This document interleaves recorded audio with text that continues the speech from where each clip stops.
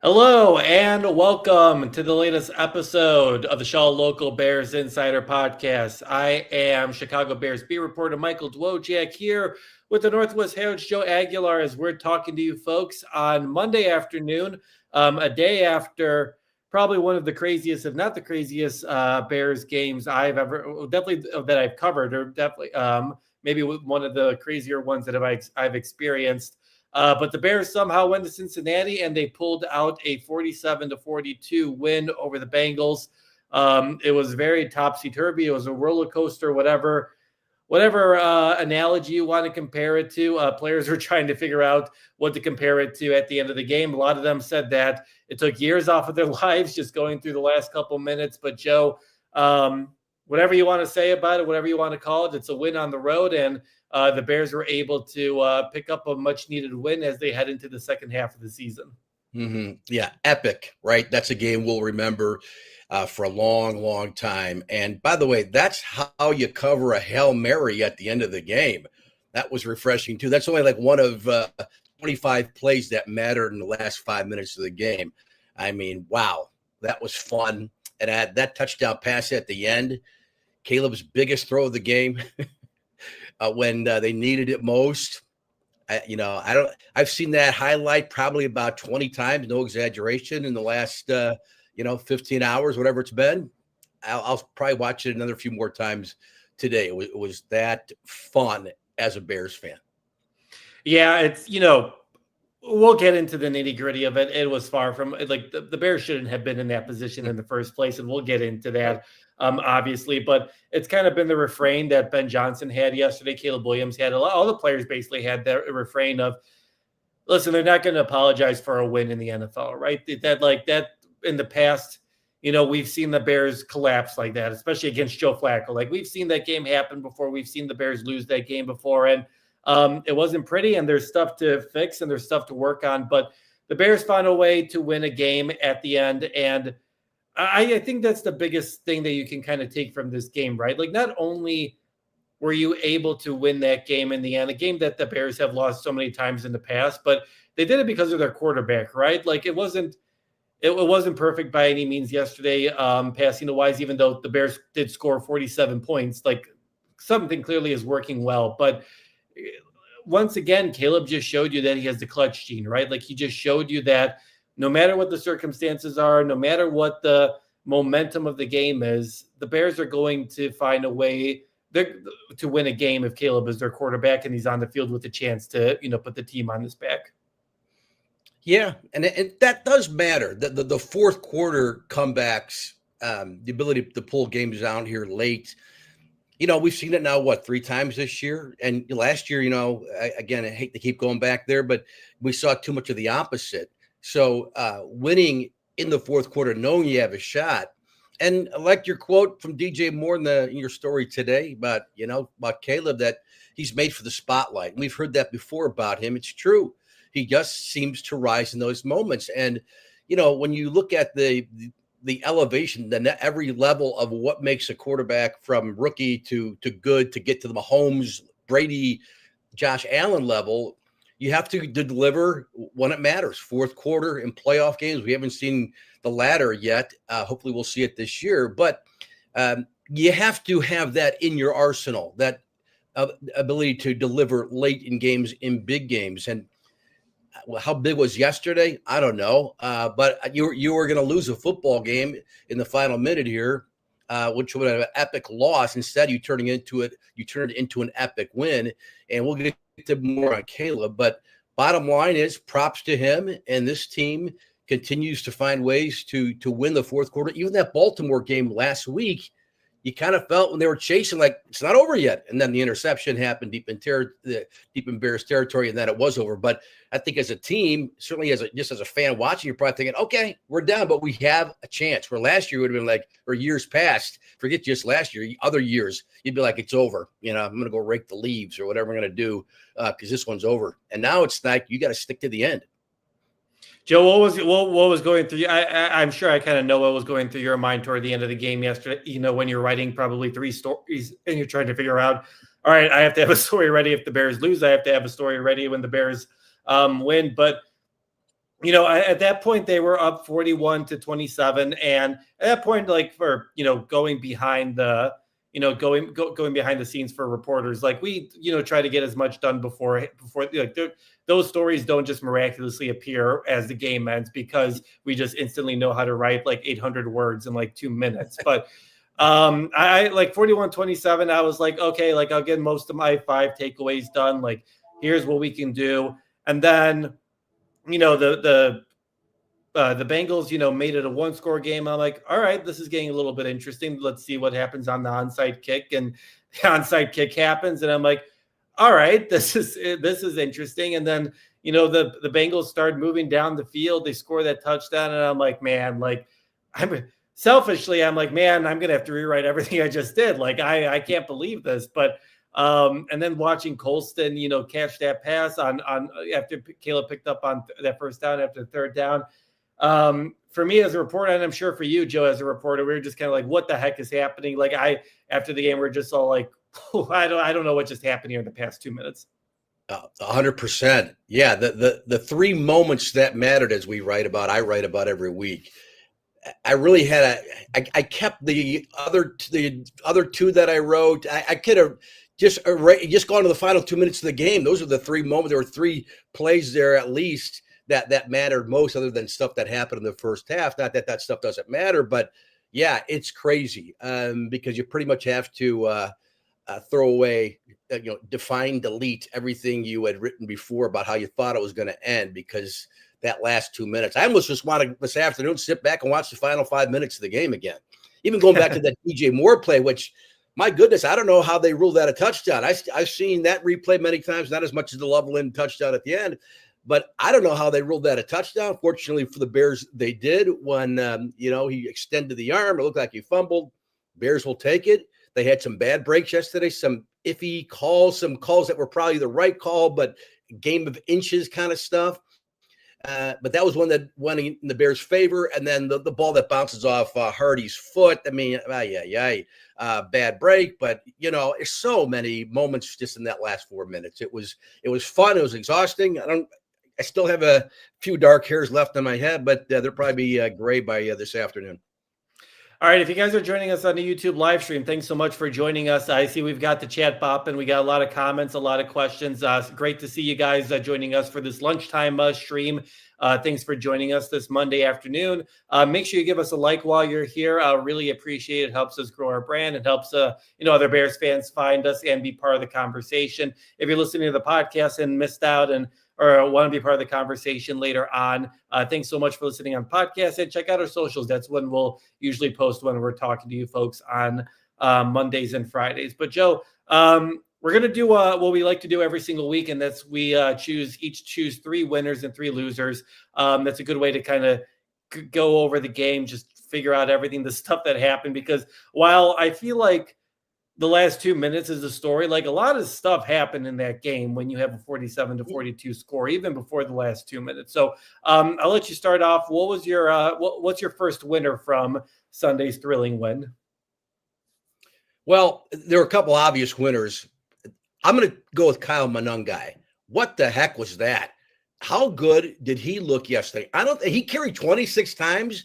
I don't know if I even said it Friday when we did the podcast. Like, I'm not very confident if he's got to carry the ball 20 times. Oh, my goodness, was I wrong? And thankfully, as a Bears fan, I was wrong, because he was fantastic. Even the runs where he had like 1 yard or no yards, I thought he looked good. His pad level so good. Again, I don't scout running backs. I never coached running backs. I never played running back.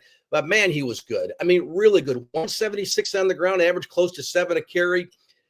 Just fantastic. I mean, I didn't think he had that in him. And I don't think I've said anything negative about Kyle Monangai. Just like, he's a 7th round pick. What do you think you're getting, Walter Payton here or Gale Sayers? But he was just fantastic, and it set up everything, because Caleb, again, the issues in the pocket. But Monangai, I mean, wow. And I like DeAndre Swift, and we've seen great play from DeAndre Swift. But if that's Kyle Monangai, I mean, he's not going to do that every week. They were playing the Bengals, for crying out loud. But that was just spectacular from Kyle Monangai yesterday. Yeah, it was great. And, it's what the Bears kind of hoped for when they took him in the 7th round. Like, the the whole offseason narrative was you got to get DeAndre Swift out of here. Ben Johnson hates him, doesn't work in his system. You got to trade for one. You got to sign one. Then it was you got to draft one.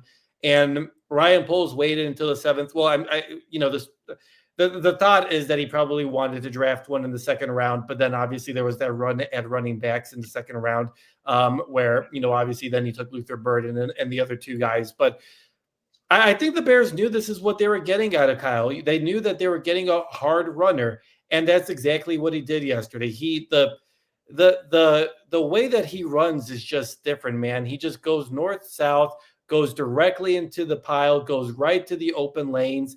And there were so many times where you thought that the play was over, and then he kept going for 2 or 4 or 5 more yards. Like he impressed me so much. I think we knew that he could do this, but I think he really showed what he could potentially do. I mean, he averaged 6.8 yards a run on every single carry. That's an insane number, and that's really impressive to do. Yes, with the context, obviously, that this is the worst run defense in the entire league.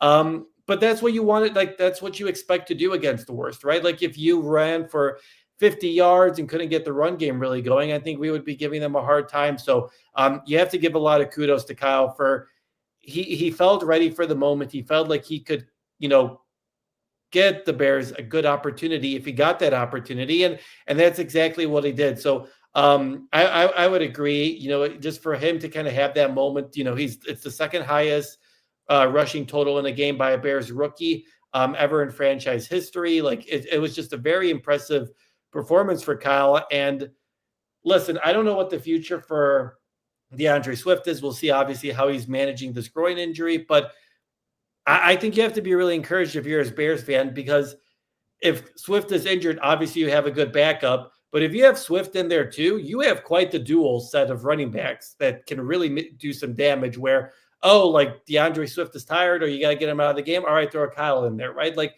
I think you're really starting to see, I'm not going to compare them to Jahmyr Gibbs or David Montgomery. I think they're kind of different style runners and that sort of stuff. But I think you have the potential to have quite the dynamic rushing duo if, Swift can get back here healthy here soon. Yeah, and he got off to such a great start. Monungai did yesterday. At halftime, he had 100 yards, and I'm figuring, he'll probably end up with like 116 yards. He's going to slow down here. He never did. I mean, he just for 4 quarters was consistently good. We know he runs hard. That's his reputation. That wasn't a surprise.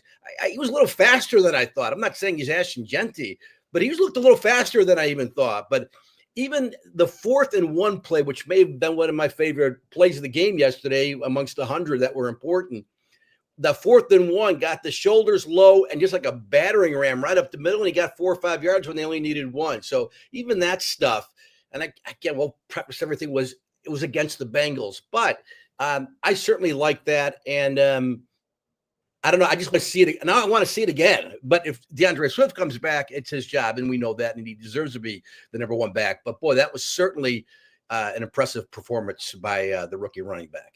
All right, I'm going to piggyback the running game here with my first winner, and that's the offensive line. This group is hitting it on all cylinders right now, and we knew, maybe. Whether you want to include us, fans or whatever, maybe at the beginning of the season when there were those false starts and there are some lapses and that kind of stuff, you're kind of like, all right, like, why isn't this perfect at the beginning of the year? And maybe there was the context of you had 3 new starters in there on top of the left tackle position, which you was uncertain with Braxton Jones in there. And then, now Theo's in there, but that offensive line is hitting it on all cylinders right now. And you have to give kudos, like, every guy, I think Theo is having a so-so game or so-so performances here in the last couple of weeks. There's some times where he gets passed by. There's that other time where I forget which run to the left, but he just mauls a guy to the sideline and just basically murders a guy down there. But that offensive line is hitting. Darnell Wright, I don't know what happened since the injury, but he's looked phenomenal ever since. Like, he has really lived up to the critiques that he was getting at the beginning of the year, being a former top 10 pick from 2023. And he's living up to it. He is bulldozing guys. I don't know if we were talking about the same 4th down run, but it's been going around the clip around Twitter right now where he basically just, destroys Shamar Stewart from the Bengals, where on a 4th down run, where he just mauls them down the field, and he takes out DJ Moore too, but in the time of it. But this offensive line looks great. Joe Thuney is exactly what you expected out of him. He's an all-pro, phenomenal Hall of Fame player who's really helped this group. Drew Dahlman looked much better. He's running the offense now much better. And Jonah Jackson is doing a really good job too at the right guard spot as he's kind of got into it. This offensive line, Joe, you don't have that game yesterday from Kyle Monangai without that blocking from the offensive line. Yeah, I agree. I'm glad you mentioned the offensive line because no one's really talking about them, which is a good thing, right? We've talked about it. Like, you don't want to hear offensive linemen's names being mentioned during a broadcast. And the only guy I'm hearing is Benedict, who's got some, did he have another hold and another false start? I think maybe. But that's it. And you're right. He's really good as a run blocker. And the pass pro, as they like to call it, the pass protection has been outstanding. I mean, Caleb Williams could have had a sandwich sitting in the back in the pocket. He still couldn't find anybody. But he's had all day to throw. I mean, if he can ever figure this out where the throw's in rhythm and hitting the check down guy quicker, boy, that's going to be really fun to watch because that's the only negative right now offensively the one that really sticks out anyway. But the offensive line, yeah, and Darnell Wright, man, look, we've said, like I've said it before, like if he ends up playing 8 years in the league and it's just solid, that's not good enough for what do you go 9th over or 10th when they traded down to pick with Philly. That's not good enough. We want to see some Pro Bowls. And I know you got some it's hard to make Pro Bowls and that's not everything, but I think he's on teams' radar now if they weren't before because he's really played well since the injury. Jonah Jackson, like you said, and Dahlman, they got the snap thing figured out apparently. But the other thing too, other than the Braxton Jones injury, which was kind of like he wasn't set at that position anyway, knock on wood, there's been continuity. Remember last year it was like every week someone was getting hurt, and how many combinations of starting O lines did they have last year? But this year, and any lineman will tell you, continuity matters with those guys, and we're seeing that. Knock on wood, that we're seeing the same 5 guys line up every Sunday. Yeah, that obviously plays a big factor into things. And before we move on to your next winner, Joe, Robert chiming in. Good to hear from you, Robert. The whole team seems to be buying into the run game, great blocking throughout. And that needs to be talked about too, where at the beginning of the year, I don't think you saw that full commitment into, Ben Johnson's no block, no rock. You saw a lot of, missed blocks, a lot of missed opportunities, but yeah, for how great the offensive line is blocking. I mean, you're seeing it too from Colston Loveland steps in for an injured Cole Kmet, and, he's blocking great. You've got the wide receivers blocking great. And, we can get into, Rome Odunze a little bit later, but even if he didn't have like a catch and didn't have his best day, he's still blocking down the field and he's created a lot of lanes. And I think that has to be big where you got guys that bought into Ben Johnson's mentality, and that wasn't going to happen right away. That wasn't going to be a game 1 or a game 2 thing, but it has to be really encouraging that week 9, and you can say even like week 8 and week 7, we're starting to see this more with a more cohesive running attack where guys are just blocking everywhere, whether it's the line of whether it's, it's set on the line or whether it's on the outside part. Guys are committed to the run, and you're seeing a lot of dividends for it, and that can only help this team moving forward. All right, Joe, let's go over to your second winner here. Who else is a winner from Sunday? Well, I'll skip Loveland, even though it's a clear winner too. But I'm going to go with the creativity with Ben Johnson, with the razzle dazzle and the trick plays. If he turned his bag of tricks upside down yesterday, does he have anything left in there? Because they burned pretty much. Well, they burned like 4 or 5 trick plays yesterday. And it's one thing to pull them out of your bag and be cute, but they all worked yesterday. I mean, even the first one with the Kmet toss after he got the toss from Caleb, Rome, you got to catch that, brother. You got to catch that pass. But that worked until Rome dropped the ball. But everything else, the double pass, I loved. And you know what? And they weren't trick plays, but I liked the little flip, the 2-foot pass. Caleb had one to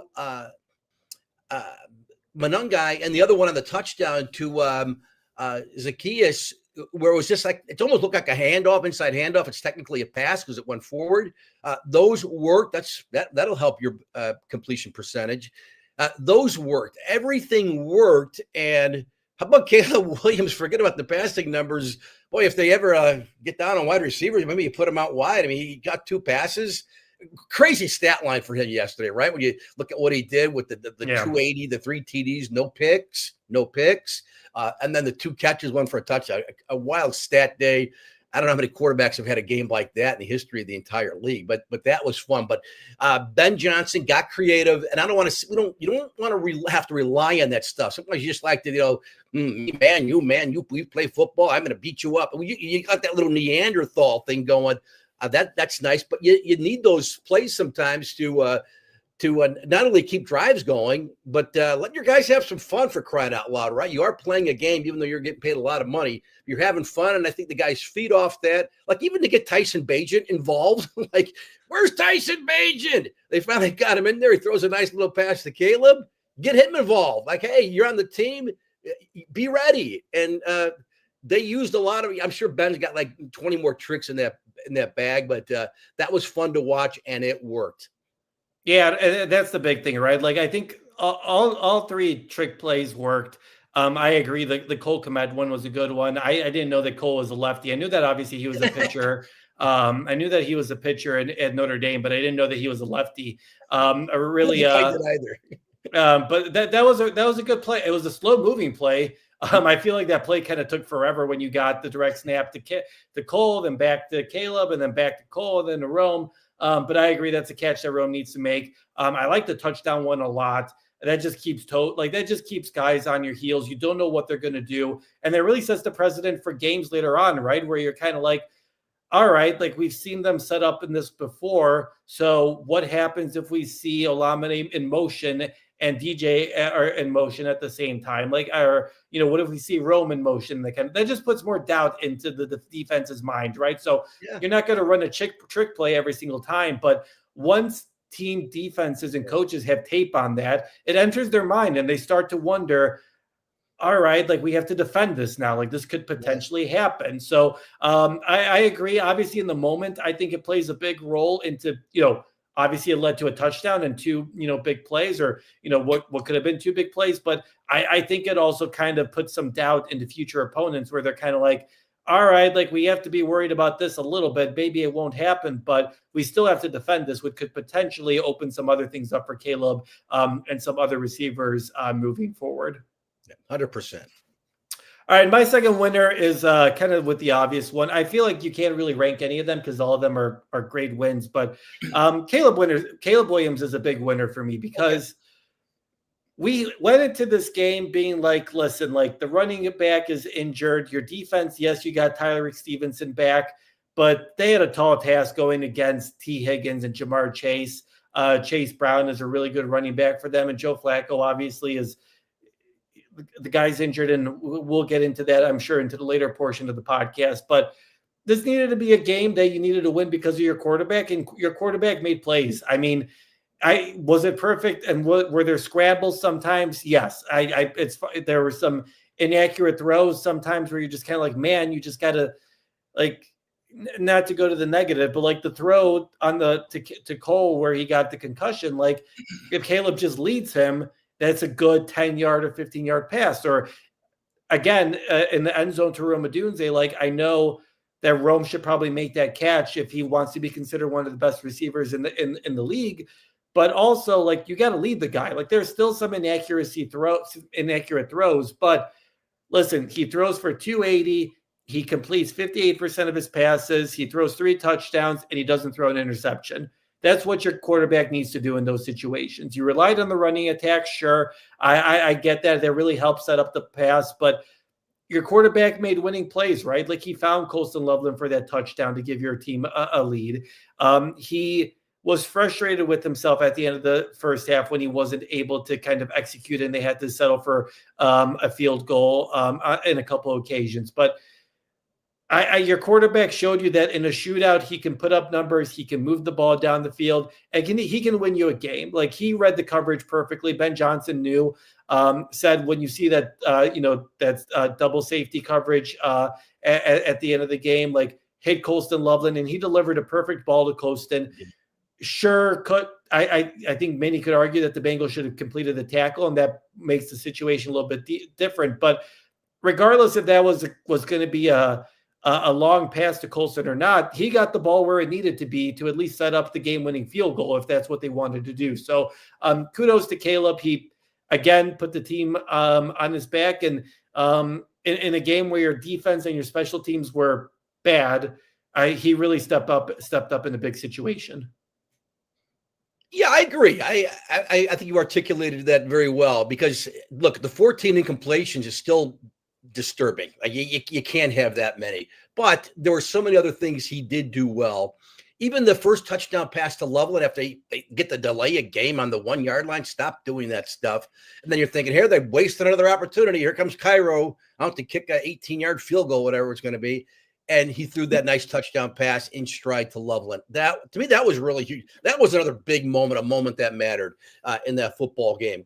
But again, that last pass he threw, like when we get all the Tyson Bagent love, I'm not saying here's the quarterback controversy again. Like Tyson can't make that throw. I mean, that is a BB down the middle of the field and hitting him.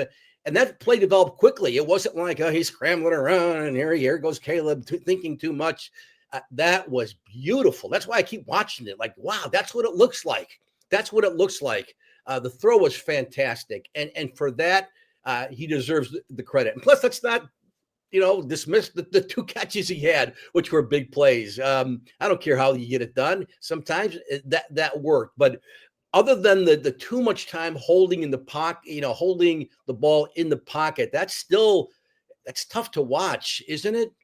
Whether you're a Bears fan or just an observer of football play and offensive football, but way more positives than negative. And he didn't put up Joe Flacco numbers yesterday, but it was pretty dang good. And the other thing, which he doesn't do other than, a few times is turn the ball over. And how many quarterbacks have we seen in the past, like fumble, can't secure the football? Like we're 8 games in. He's been very good at that. The sacks are way down from last year. The line is much better. We know that from a year ago. But those things he has improved on. So if you had a big checklist of things, is he better here? Is he better here than last year? There are a lot of things that he's pretty much better across the board on everything.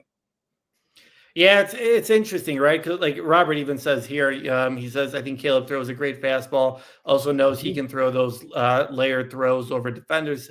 He'll develop in the passes to lead the player over time, I don't doubt. But it's funny because the fastball and that kind of stuff, that's the hard thing to do, right? Like he does the hard stuff really well. It's the easy stuff that for some reason, I don't know why it's not clicking yet. Like the ball accuracy, coming out of USC, I feel like we kept hearing I think the deep ball accuracy was kind of a concern coming out of USC, but he was a very accurate passer, in short distance and mid-tier distance too. So it is funny to me that he can make those elite plays, but sometimes like just the check down and the easy pass kind of gets in the way. It'll be interesting to see how he's able to kind of develop that with Ben, but it's funny that he's got the hard part down at this point, a year and a half into his career, but he still has to get the easy parts down moving forward. All right, Joe, I know there are a lot of winners. Give me one more winner. Well, then I'll go with Colson Loveland, I guess. Boy, was that fun to watch. Even take away the game-winning touchdown. Take away that play. He was great yesterday. Finally, and I know he's getting the opportunity here. You don't want to see Cole Kmet. I know I like to pick on him, Kmet, but look, he got the opportunity. He delivered. We've wanted to see it since week 1. We haven't seen it from week 1. Then he got the hip injury. But, boy, that's the guy that Ben Johnson, not Ryan Poles, Ben Johnson picked at number 10. That's the athlete. That's the thoroughbred. Even the touchdown pass bounced. I know it was lousy tackling by the Bengals, but then he ran the final 30 yards. He outraced DBs. DBs are fast. That's why they play in the NFL, right? They're little, but they're fast. And he outran everybody. And then smartly, not like holding the ball up, hey, I got a touchdown on the final 5 yards, secured that ball, 2 hands. Dang, that was fun. I'm going to watch that replay 10 more times after this podcast, Michael. But he was fantastic, and I sure hope, for the third time I'm saying it, I know it was against the Bengals, but I sure hope that's a sign of what's to come here because this could be pretty special for a long time. And I'm like a lot of fans. I'll criticize myself here. I overreact to the losses, to the wins, but I sure hope we can see more of that Williams to Loveland and more Monungai, because that was just fun to watch yesterday. I think you saw the reason why the Bears drafted Loveland number 10 overall, right? I think that's why you saw that. I feel like that's why the Bears, despite needing offensive line help, despite needing a pass rush help, which we'll talk about here pretty soon, that's the reason why they drafted him, right? Because he showed how he can be a special player. Not only, is he so tough to stop as a pass catcher. I mean, he has a career high 118 yards, 6 catches, 2 touchdown catches.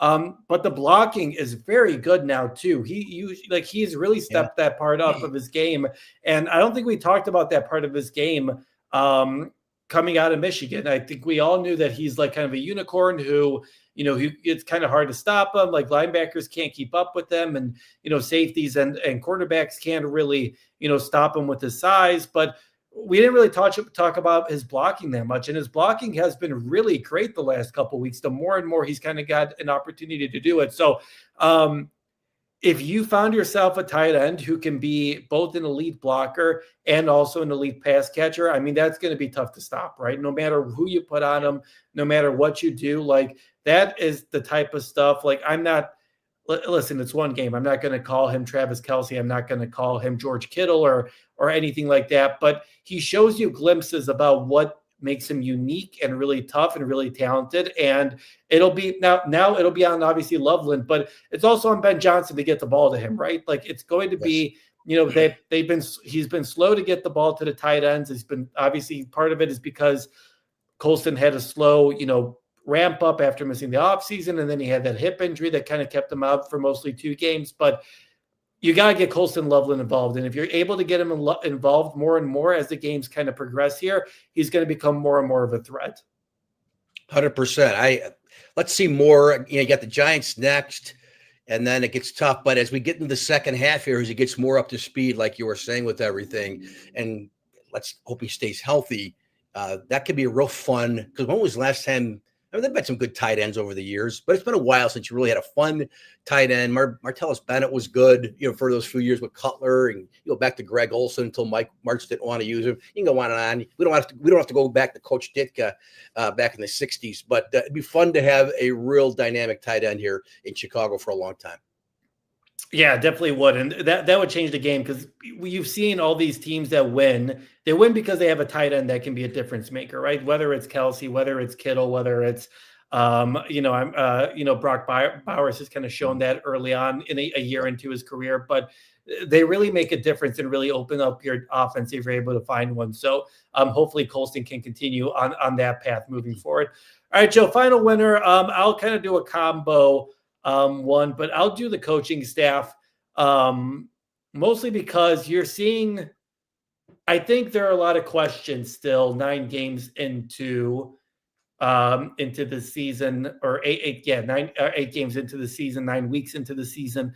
But I think Bears fans have to be pretty confident in Ben Johnson. I think you are, and this can blow up in my face, and this can, I feel like a lot of people were confident in Matt Nagy early on and Mark Trestman, but I feel like this feels different. I feel like this Ben Johnson is just setting this team up for success, where you blow a 14-point lead in roughly 2 minutes of game time.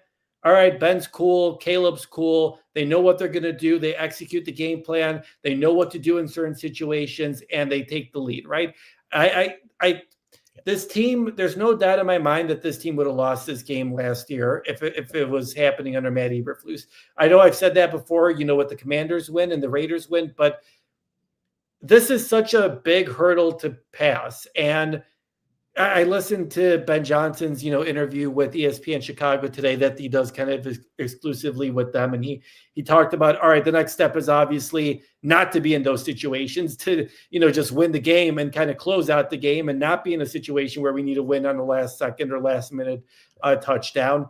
But for this team to clear the hurdle again and again, and to just have that winner instinct, I think that comes from the head coach, right? Because that wasn't there last year. A majority of the players are the same players from last year. I know you switched some guys out. You got some different people in there. But that's a coaching thing. And I think, you have to give credit to Ben, because I think if you've learned anything 9 weeks into the season is I they've got the head coach right. Like Ben is more than just the offensive trick plays, the offensive guru. Like he's a head coach who knows how to lead a whole team.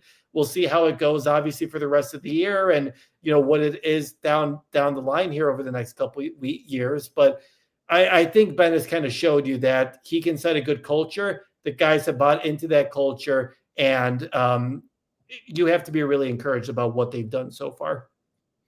Yeah, I've been sold on him for a while, more so than the quarterback, which I'm thinking he's probably the guy, but sometimes he just drives you nuts. But the coach, for sure, it's just been a lot different. We're not seeing that. Look, he hasn't been perfect. I mean, the Lions game, the 52-point, that's still on them. Yeah, they've made some mistakes here. They've had bad games, bad moments, but clearly, this is the right guy.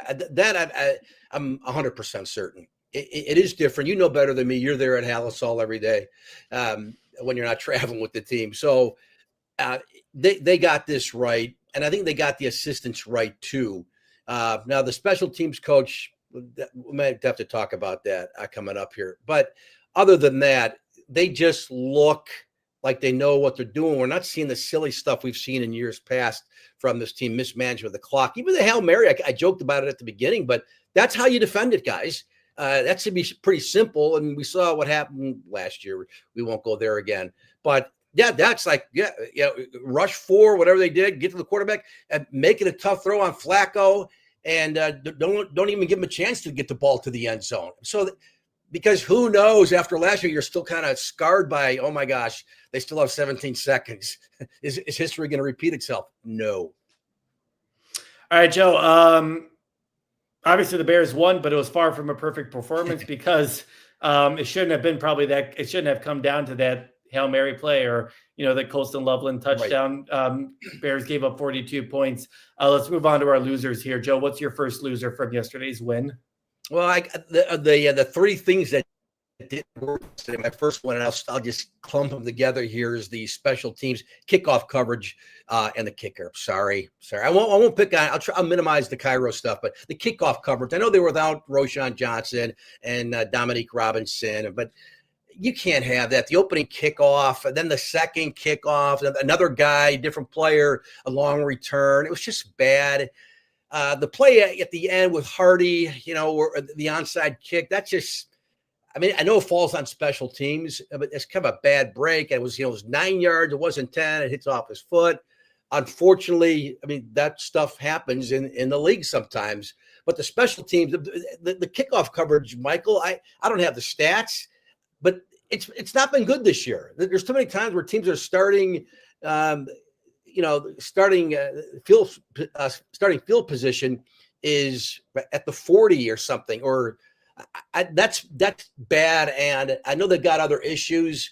If you said, would you rather fix the defense first or the special teams kickoff coverage, would be the defense, but I don't know how much more you can do there. Special teams, I don't know. Again, I haven't coached special teams. I didn't play special teams, but can you just get guys who are just like maniacs and fundamentally sound? I think those would be easier than to find the quarterback or the great wide receiver or the great rush edge.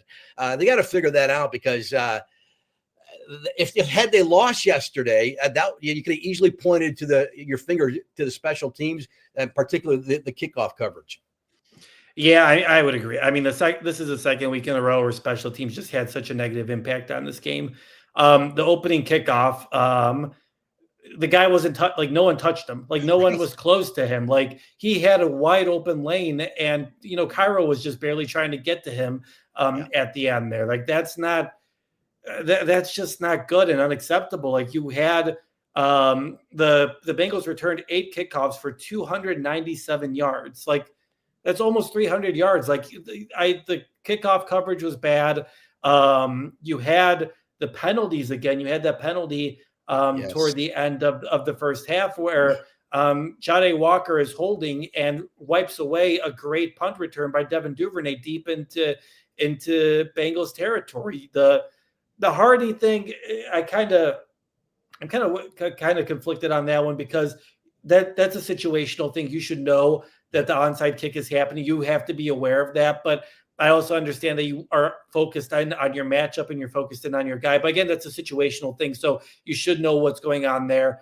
Yeah, I mean, this is just the second straight week where special teams has had such a bad impact on your team and almost cost you a game, right? Like I think there's a lot of stuff to talk about, and we'll hear from Richard Hightower later this week, but you got to fix some stuff. And then, we'll see. Yes, they're without Roshan Johnson. They're without a couple key guys there. Austin Booker was back in there too, but I'm sure they're kind of limiting his usage because you got to use him on the defensive front. So, yeah, you just need to fix the special teams because I know people like to joke around and be like, well, how much does special teams impact a game? But you saw yesterday it very negatively impacted your game. And if you are just going to let teams start at their own 35, at their own 40, that just puts the defense in such a bad situation every single time. Yeah, no, they got to fix that. And you'd think it would be an easy fix. Not that anything's easy in this game, but you figure that should be an easy fix, and let's fix it, for crying out loud.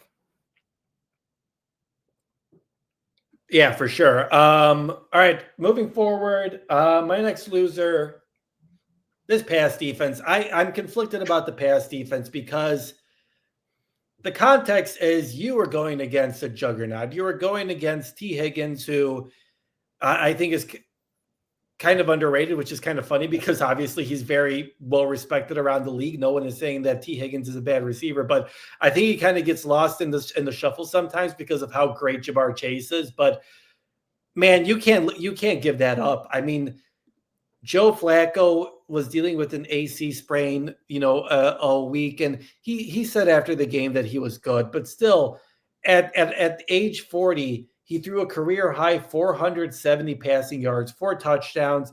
He had a 66 completion rate. T. Higgins finished with 121 receiving yards, 2 touchdowns. Ja'Marr Chase finished with 111 receiving yards on 6 catches. Chase Brown, the running back, had 75 receiving yards on 8 catches. There's a reason why when the Bengals were driving down the field after getting that onside kick, where I was like, this feels inevitable. And it was interesting because, Ben Johnson called a timeout there toward the end when they got into the red zone because he was kind of setting up where he didn't say that he was setting up because he knew that the defense was going to give up touchdown and he wanted to conserve as much time as possible since they started to run the ball when they got into the red zone. But it felt inevitable, right? Just like the way the game was going, this pass defense, I think the turnover spree that it went on during that 4-game winning streak kind of masked some deficiencies in the pass coverage. And again, I understand Jalen Johnson isn't out there. Kyler Gordon isn't out there. Tyreek Stevenson is coming back from a shoulder injury. So you're not at 100% by any means out there, but you just got to find some sort of answer there. And this pass defense just hasn't been able to do it for much of the season. And it almost cost you a game on Sunday. Yeah, I mean, you've got depth guys, special teams guys. Maybe they need to go back on special teams guys playing at the corners. I mean, and Tyreek remember how good he had a couple of those really good games in a row.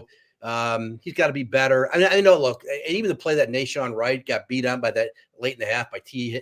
Higgins. I mean, that was just, that was an elite play by a great wide receiver, elite play by an elite player, T. Higgins. So props to him. It stinks because it happened at the end of the half. Kind of like the New Orleans game where they got a late one when you had the team buried deep in their own territory. But this secondary, I mean, it's good to see C.J. Gardner-Johnson play, had that sack, kind of the Tyler Gordon role. Maybe he gets more playing time. I think he played like half the snaps like I saw yesterday. But he's going to be more of a slot guy anyway. Maybe he'll get some more increased playing time.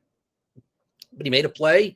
But that secondary is just, like you're not going to get Ed Reed off the waiver wire. I mean, just what do you do? Hopefully you get Kyler Gordon back soon here, but not anytime soon, it looks like, right? So I don't know. That's tough. It's got to be better. And I want to see a little more from Jaquan Brisker. Every time I see him, he's getting beat.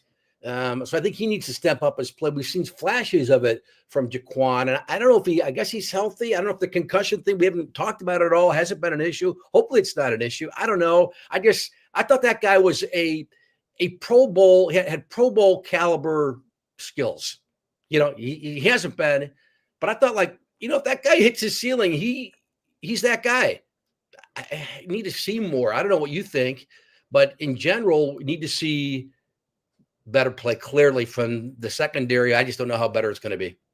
Yeah, I think injuries have played a kind of a role here where Jaquan can't really, you can't really send him on blitzes here because you need him in coverage. And obviously some of the coverages have kind of lapsed where I don't know. I need to look more at the tape. I don't know if it was Jaquan's assignment or whether he was supposed to be helping on something like that. But it feels like more of a unit thing where it just feels like there are too many miscommunications, too many moments where guys are just wide open. And again, there's the context again of these are elite wide receivers with T. Higgins and Jamar Chase. But Joe Flacco had all day and didn't really have much to worry about it. He was just slinging it all over the field.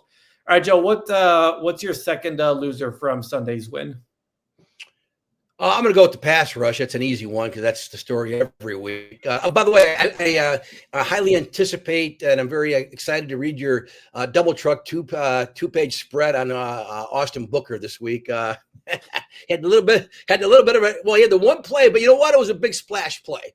And I think he too played about half the snaps from what I saw. But it was nice to see that because that was that little glimpse that we saw in the preseason with him. The strip sack was a big play. But overall, then I heard Dayo Odengo got hurt in the fourth quarter. I haven't noticed him on the field all season. I don't know what's going on there. But the positive, this is supposed to be a negative segment, but I'm taking positives with Booker. Montez Sweat made an impact again. I mean, he had the sack in the fourth quarter, I think it was, but then earlier that play, it was the right call, and it looked like it was a strip sack of Flacco with the arm going forward. Again, game of inches, it was the right call, but Montez making an impact again. But everybody else, where are you? I mean, they're still not getting consistent quarterback. Like Joe Flacco, I think he was at my high school reunion a couple years ago, my 40th. I mean, this guy is ancient. He's not going to be Lamar or Jaden Daniels. He's not, or Tyler Huntley and scrambling everywhere. You can't get to him. 470. I mean, the guys are playing forever, and that's career high. Career high for, that's in the history of the game. There haven't been too many guys who've thrown for 470. 470. That's on the resume enough of this Bears defense with the 52-point disaster against the Lions and this 470 game to Joe Flacco. Yikes. Yeah, it's definitely a concern. And, that's kind of one of the things where you're kind of like, all right, how much of the pass coverage is on the secondary? How much is it on the lack of a rush? Because, I mean, if Joe Flacco has, all the time in the world back there, there's only so much you can do trying to stop Jamar Chase and T. Higgins, right? There's only so much you can try to defend if you can't create much of a pass rush. And again, I know they're injured. Obviously, Dio kind of got hurt there at Shamar Turner has been hurt. Grady Jarrett was back in there, but he's kind of dealing with the knee, kind of not. You invest a lot of money in this, and Montez Sweat can't do it by himself, and you're not really seeing much of a stop there in either the run attack or the pass rush. So I don't know what you do here at this point. We'll talk toward the end of the podcast if we expect any trades before the deadline tomorrow. But definitely something to keep an eye out here. Another loser for me, and I don't want to go full loser. I'll do a partial loser. I feel like last week I was kind of defending Rome and when you were kind of giving him a hard time and for missing some drops, but yeah, dude, there are just some times yesterday where with the context, I think he's done a great job of blocking. I think he's really improved in that regard, but there's still some plays where you just got to catch the ball, even if it's not 100% perfect. Like the Cole Kmet pass, he has to catch that. The touchdown pass that, Caleb threw behind him, not perfect by any means, but you got to catch that ball. And it's all with the context of, I don't have that expectation from Olamide, right? Because, undrafted guy, he's been a journeyman and all that sort of stuff. I think he's a great player for you. But when you're the former number 9 pick from last year's draft, you got to make those plays. And I feel like it's been too inconsistent from him recently. And that's not to say that he's bad. That's not to say that he's not a good player by any means, but I think you were kind of just disappointed in the last stretch here that after a good start to the year, the last couple of games, there have just been so many moments where you're just kind of like, man, like he could have had that ball and he really could have been a difference maker there. So, yeah, that was just discouraging for me to watch because not only because I chose him to be my most valuable Bear, but also just because he needs to be a difference maker for you. And I don't feel like you've seen enough of that so far this year. No, he had 0 catches. I didn't realize that until I was looking at the stat sheet afterwards. 0 catches. Should have had the 2 balls we talked about. And, Rome seems like a very likable guy. You know better than me. You've talked to him. Oh, yeah, he's great. He's not shooting his mouth off. He's not saying stupid stuff. He's not cocky. Maybe he needs a little more swagger to his game. Maybe he ought to hang out with Luther Burden a little more because he's got the swagger.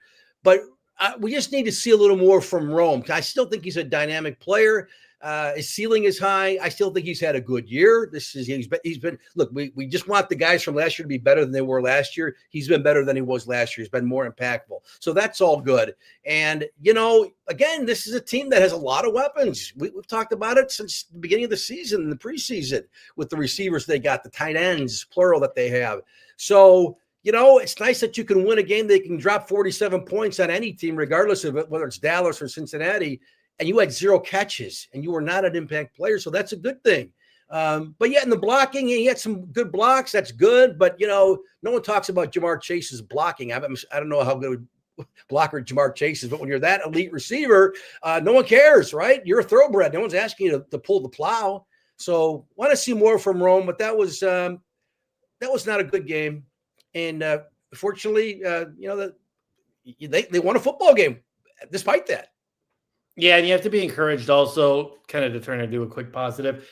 Caleb kind of went away from there, right? Like he didn't focus in on Rome. He didn't force throws to him like he did the previous few weeks. So that has to be an encouraging note as well. All right, Joe, any final losers before we wrap things up here? I just got, I mentioned earlier, just Caleb in the pocket. That was one of my things that didn't work. Too much of the same, what we've been seeing. That's it. Take away that. Michael, if that can get cleaned up, the potential he's got, and just being quicker with the reads, because this could be really clicking, especially with the depth they have there at the skill positions. But Caleb, yeah, that was disturbing. Just like, come on, man, quit holding the dang ball. He did make some good decisions about like running, do more of that, but you shouldn't have to get to that point, because you're doing that. It's like either the receivers aren't open or they're open and you're missing them. So that should be like a last resort thing, and that takes some. That's got to be tough too to process too. Should I hang on to it? I'm not sure. I'll throw it out of bounds, or okay, I will run. But when he has run, he's been effective. He's not being stupid or fumbling the ball or anything like that. So, but that's tough to watch. Again, whether you're a Bears fan or just you like offensive football, to see that in the pocket from him. Yeah, that's just another step for improvement for him. And once he, like you said, like once he gets to that level, I think he can really reach his full potential once he kind of figures that out, as well as the accuracy. One last loser, I don't want to spend too much time on it. I feel like there were too many times where I was like, what is the officiating doing here? Whether it was, the DJ play like we talked about earlier, where I think maybe he could have gotten in there or not. It was almost a bad challenge. It was a bad challenge by the Bengals, though they didn't get credit for it. They took that. They didn't charge him for that. I thought that the Sweat forced fumble, or whatever you want to call it, I thought that was a fumble. I guess maybe you can say, I don't know. That one was kind of a 50-50 one to me. There's also a time where the player kind of got injured, and there was some late in the game, and they said they have a 5th timeout, but they didn't mean that. They're just some moments. None of it really mattered, and none of it changed the outcome of the game or anything like that. But I think there was some fishy stuff when it came to officiating, and a little bit confusing sometimes during the game. All right, Joe, trade deadline is tomorrow at, I should probably know this, I think probably around 3 or 4 o'clock Central Time tomorrow. Obviously, the big move today, the Dolphins fired their GM on Friday. They traded a big defensive end piece, Phillips, over for a 3rd rounder. So that was kind of a rental thing. There's still some stuff out there. the Bengals are looking for a first round pick for Trey Hendrickson. There's zero shot that you give up a first round for a rental. And I don't even know if I would give up a first round if you can get a contract extension with Hendrickson. But when we talk on Friday, Joe, Bears make any moves at all, or is it just maybe a minor like, hey, we'll trade you a 7th round pick for a cornerback or something like that? I'm sure Ryan Poles is trying, and what I've heard, he's been active, whatever that means. I mean, I'm sure he's sniffing around and seeing what he can do. Yeah, the Hendrickson thing, we've talked about it before. He's got the hip now injury too, but I'll give him a 2nd rounder. I'll give him Ozzie Trapillo for Hendrickson, but that we've talked about it too. It's twofold there. It's what's the compensation, and then you're going to have to pay the guy. So I don't know. Look, in a corner, if they can find a corner for like a 6th round pick that they think is better than what they have now because they're so depleted, the corners, maybe they do that. But to me, in a way, like I said the other day, they've kind of made 2 moves here. Getting Austin Booker. I mean, if he just gives you one of those splash plays a game, I mean, 17 sacks a season, that would be an average. That'd be pretty good. He doesn't have to do that every week, but I think he will help them. I'm not saying he's going to be, all this, but that, and then the Gardner Johnson pickup, to me, that's almost like a move, a trade, quote unquote, that you made to improve your football team. So if there's something out there, I mean, I don't think they're going to go for any lineman or another running back. Even Britton Brown, by the way, did he carry the ball twice yesterday? They were both effective. He looked pretty good. He had a touchdown. So to me, it's got to be a corner, maybe even a safety. I don't know, but probably just a secondary guy. Or an edge rusher who can make a difference. Other than that, I mean, because there's still like the big names. Crosby's out there, Hendrickson. I don't think Myles Garrett's going to get moved, but why wouldn't you consider it if you're Cleveland? Other than that, I mean, I think one of those guys. I don't know what you think. This is a gut feeling as a fan. I think one of those guys gets moved. I'm just not really positive or certain it's going to be the Bears. Yeah, I feel like the Myles Garrett trade, if he's going to get traded, feels like an off-season trade. It just seems like it's too difficult to kind of maneuver in the middle of the year for how amazing of a player he is. I haven't really changed on my approach. I think they don't do anything, or I think if anything, they'll trade for one of those New Orleans cornerbacks that Dennis Allen is maybe familiar with, and they'll give up like a 7th round or a 6th round pick and kind of bring them in to kind of provide depth for that injured group. But I'm kind of the mindset that this is a team in transition this year, first year under Ben Johnson. Unless you're getting Myles Garrett, unless you're getting Max Crosby, I don't think you give up draft capital. I know we can give Ryan Poles all the hate and all that kind of stuff about how things haven't kind of worked in the first 3 rounds of the past few years, but regardless, they're valuable picks, right? And like they're regardless of who's in charge, you can't give up that type of capital for a rental. Even a 3rd round pick for Phillips for a rental, I probably wouldn't have done it. That just seems too expensive for a guy that's not going to be part of your team moving forward. So yeah, I think they either stay pat or they give up a 6th or a 7th round pick for some depth, either at the running back position or the cornerback position. Maybe you get some guy who can provide some defensive tackle or edge rush help, but I don't think the Bears are going to be major players when it comes to the Myles Garretts, the Trey Hendricksons, the Max Crosbys of the world. But we'll see how that kind of unfolds moving forward. And I wouldn't be mad about that. I think that this team at this point is just like, this is what we have. We'll get a little bit healthier as the season progresses, but this is kind of the team that they've got this year, and they're just going to see how far they can kind of take them. Yeah, I don't think they're a Super Bowl contender. Now, look, they got 5 wins at the halfway mark. With that 17th game makes it kind of not exactly the halfway mark now, but if you double that, 10 wins probably gets you in, right? Most years it gets you in, but they're not playing in the Super Bowl this year. So you're right, Michael. It is a transition year. Let's just keep getting better at, especially for the guys who matter. We know who they are, the young guys. So let's keep getting better if you're the Bears. But careful. Philly could, by the way, could make that trade because they got 800 draft picks in the next 3 years or something. They such a good organization. They know what they're doing. They can afford it to do that. And they got a deep roster anyway. So works for them. But for a team like the Bears, that trade, no. All right, we'll obviously keep you abreast as to what's going on here, so make sure you're sticking up with us. But that's everything that we got for this episode of the Shaw Local Bears Insider Podcast. Thank you so much for joining us on Monday. If you joined us on the live stream, appreciate all the comments. It was good to hear from everyone and get your guys' comments. So thanks so much. Make sure you give us a like while you're here. Really appreciate it. Helps us grow our brand. If you're listening on the podcast, thanks so much for listening there. Make sure you subscribe to our podcast wherever you listen to them. And if you want to be part of the conversation, make sure you check out our social medias. We'll usually post when we post a live stream, so you guys can be part of the conversation. Like I said, make sure you keep up with us all week. We'll have the latest trade news, more breakdown about what the heck happened on Sunday afternoon as we get a couple days, as guys get a couple days to kind of think about it, to be like, well, what happened?